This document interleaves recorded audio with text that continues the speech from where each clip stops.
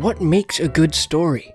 Some say plot, or good character development. If it's an action-packed story, you probably need Tom Cruise, or if you want a successful comedy, you probably need Stomedy.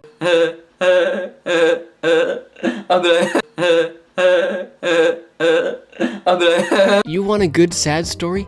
Kill the dog. Simple. You could also just make a documentary of YouTube's terms and services. That's a pretty solid sad story.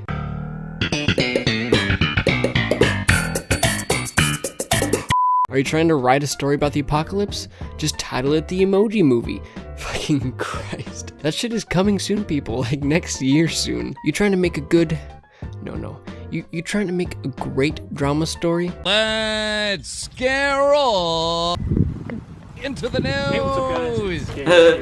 You know, these are all great ideas, all proven to work, but what makes a good YouTube video? In my opinion, all you need is balloons and spaghetti.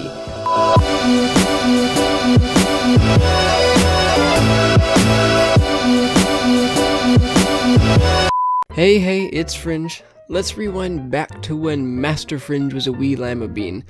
Okay, that might be too far. I was 13. Okay, actually, let's be honest. If you follow me on Snapchat... Oh, shit! So, quick side. I realized that in my last video, I said that my Snapchat was ItsFringe, and it hella isn't. It's @Fringelily, just like my lame-ass Twitter handle. Okay, so like I was saying, if you follow me on Snapchat, you'd know how freaking skinny I actually am. You know, when I was 13, I literally didn't weigh 100 pounds. I honestly could have probably legally been classified as a lima bean that just happened to have a strange obsession with Yu-Gi-Oh! Now that whole Yu-Gi-Oh! Thing is for another time. I know, I'm sorry, but there isn't enough time to explain that part. It's a crucial part of my development as a child. Okay, fucking Christ. So I was 13.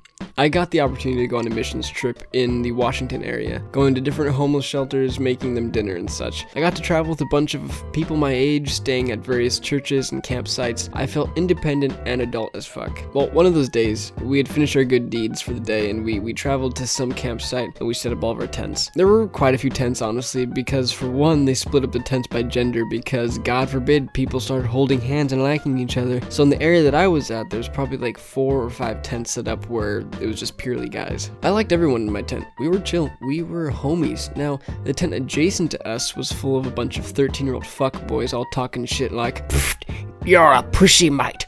I bet you never even saw a boob before. I fucking saw one once, you know. Next time you're in sex ed in school, turn to page 69, you'll fucking thank me later." Or shit like, "Mate, I ain't no fucking virgin. You know Jessica, mate. I fucking smiled at her and she fucking looked at me.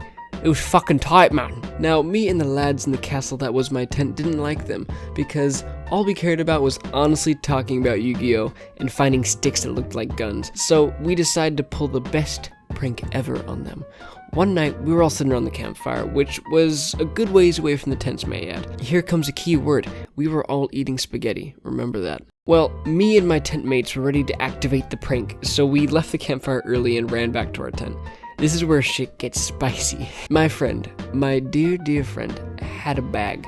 A huge ass bag of weed. You know, that night we made Snoop Dogg proud. We smoked so much of that dankety dank herb, we felt our souls slowly lift from our bodies. I swear to God that at one point I was floating out of my body and I could look at myself smoking weed. I'm kidding, actually. He just had a huge ass bag of balloons. 500 of them to be exact. So we of course blew up all the balloons and then stuffed the fuckboys' tent full of them, shoving the balloons into their sleeping bags and shit. We felt like we just pulled off the mission of the century. We were all thinking shit like, oh my god, they're gonna be so freaked out, they're gonna be like, holy shit, where all these balloons come from? I don't remember going to the carnival. Once we finished putting the balloons in the tent, we piled back into our tent, and just to make sure that they couldn't get to us, we tied the zippers of our tent closed with shoelaces. Keep in mind, by doing that, it makes it really hard for anyone to get in, and more importantly, it makes it really difficult for someone to get out, especially if there was an emergency. So now we waited in our tent for the fuckboys to stumble upon our master plan. Eventually the boys show up, and of course, when they unzip their tent, all we heard douchey screams of, "Oh my god, what the fuck?" and "Oh my god, fuck this man, I'm just trying to catch some Z's." All of course, while balloons aren't inevitably popping in their tent. Eventually my friends and I, we all fell asleep. I mean, we got a good laugh out of it. It was fucking a success, I guess. I wake up and there's spaghetti all over me, my sleeping bag, my pillow, and my favorite shirt that had a robot on it. The door to our tent was also ripped open. Shocker, right? The tent that had been made into an iron fortress via shoestring had been broken? Fucking crazy. So I'm pissed off because spaghetti is literally everywhere, and I'm pissed because I'm wondering what the fuck happened. I wake up all my tent friends, and I'm like, where the actual fuck did all this spaghetti come from? Do you think that like the fuckboys ripped open our tent and dumped spaghetti all over me? This is fucking stupid, Jesus. So my friends and I are trying to piece this all together. I'm still covered in spaghetti. My hair was freaking soaked in the stuff, and then we realized that one of our tent mates wasn't there. You know, we look out the tent door and we see him walking up to the tent, and I'm like, yo, any idea where all this freaking spaghetti came from? Here's what he said. Yeah, I know where it came from.